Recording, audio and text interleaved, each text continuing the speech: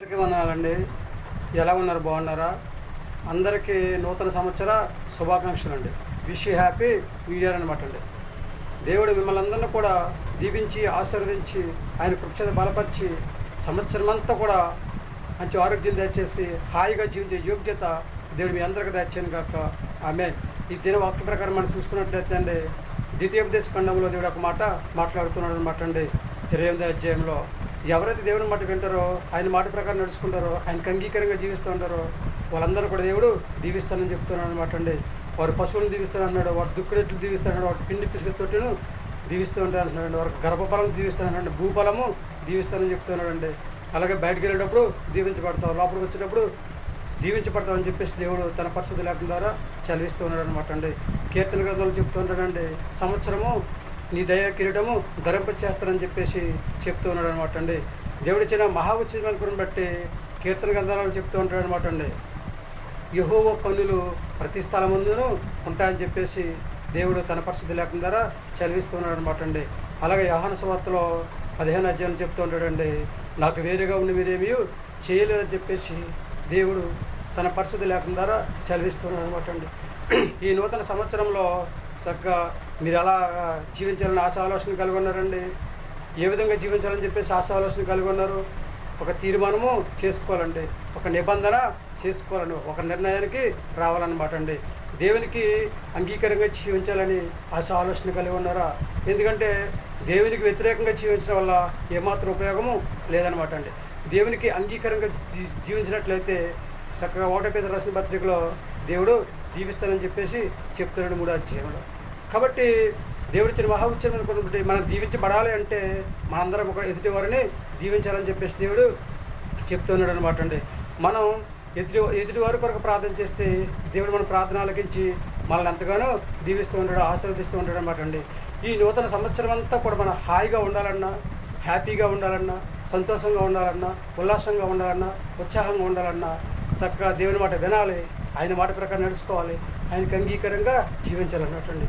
అప్పుడు దేవుడు మిమ్మల్ని స్టెప్గా దీవించి ఆశీర్వదించి ఎప్పుడు ఎలాగా జీవించాలో, ఎప్పుడు ఎలా మాట్లాడాలో, చక్కగా ఎప్పుడు ఏ విధంగా నడుచుకోవాలో, ఐకమత్యంగా ఎలా జీవించాలో దేవుడు మనకి తెలియజేస్తూ ఉంటాడు అనమాట అండి.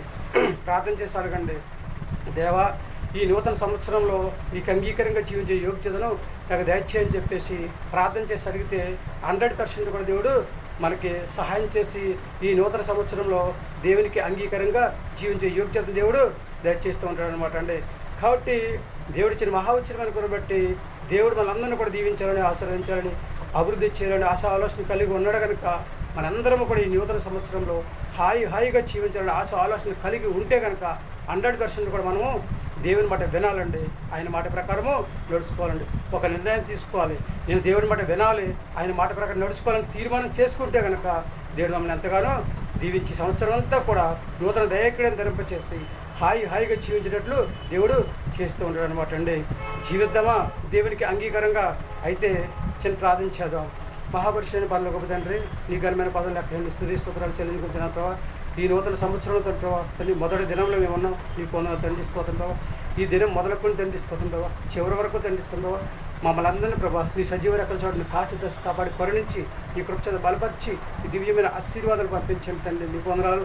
ఈ నూతన సంవత్సరంలో నూతన దయాక్రియను జరుపు చేయండి, నూతన ఆశీర్వాదాలు, నూతన మేలు, నూతన దీవెనలు, నూతన కృప, నూతన కాపుదల ప్రభావ సమస్తం మాకు దయచేసి తండ్రి. ఈ యొక్క ఆశీర్వాదకరంగా మా జీవితాన్ని ఉంచుతండి, ఒక ఉన్నతమైన స్థితిలో మా జీవితాన్ని ఉంచుతండి ప్రభావ. ఏ అపాయంలో సంభవించకుండా ప్రభావ తగిన సహాయం దయచేయమని ప్రార్థిస్తున్నాం ప్రభావ. చిన్నలను, పెద్దలను, యవనస్తులు, వృద్ధులు అందరూ కూడా దీవించండి, ఆశీర్వదించండి. గర్భిణీశీలను తండ్రి, బాలింతరాలను ప్రభావ, సంతానం బిడ్డలు తండ్రి ప్రభావ, అనారోగ్యంతో బాధపడుతున్న వారిని, ప్రయాణం చేస్తున్న వారిని, వాహనం నడుపుతున్న వారిని, కూలి పని చేసుకుంటున్న వారిని దండిస్తున్నావా, వివాహం కోసం ఎదురు చూస్తున్న వారిని, ఉద్యోగం చేస్తున్న వారిని, వ్యాపారం చేస్తున్నాను ప్రభావ. ప్రతి ఒక్కరిని కూడా దీవించి ఆశీర్వదించి ఎవరికి కావాల్సిన సహాయం దయచేసి ఈ నూతన సంవత్సరంలో తండ్రి ప్రభావ చక్కటి ఆశీర్వాదము, చక్కటి మార్గాన్ని చరాలను చేస్తాను ప్రభావ.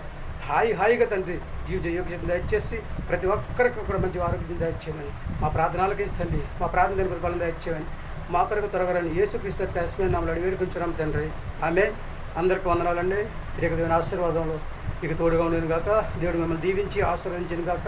దేవుని నూతన సంవత్సరంలో మనందరిని కూడా దేవుడు మనకు కలిగి ఉన్న సమస్తాన్ని కూడా దేవుడు దీవించి ఆశీర్వదించి చక్కగా ఆయన కృపచేత బలపరిచి మంచి ఆరోగ్యం దయచేసి హాయిగా జీవించే యోగ్యతను మనందరికీ దయచేయను గాక. మనందరం కూడా దేవుడి మాట వినే యోగ్యత దేవుడు మనందరికీ దయచేయను గాక.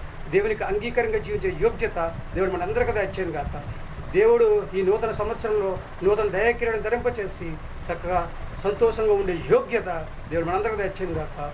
ఆమేన్. ఏమంటారండి? ఈ ఆలోచన మీరు వింటారా? దేవుని మాట నడుచుకుంటారా? దేవునికి అంగీకారంగా చేసుకుంటారా? తీర్మానం నేను దేవుని మాట వినాలని చెప్పేసి ఏమంటారు? మరి దేవుడు మిమ్మల్ని దీవించి ఆశీర్వదించను గాక. ఆమేన్. ఏమంటారండి?